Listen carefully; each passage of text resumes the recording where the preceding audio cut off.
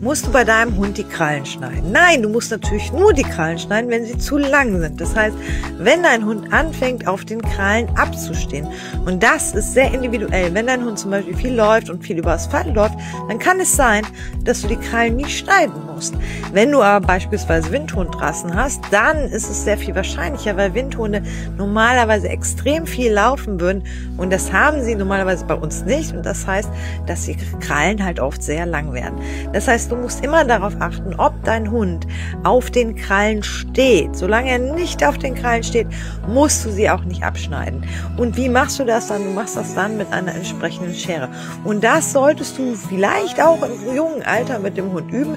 Es ist nicht unbedingt immer so angenehm. Manchmal kann es auch sein, dass der Hund Aua hat, und am besten fragst du dazu eine erfahrene Hundeführerin, die das nebenher macht, weil die haben oft den perfekten Blick dafür, wie das funktioniert.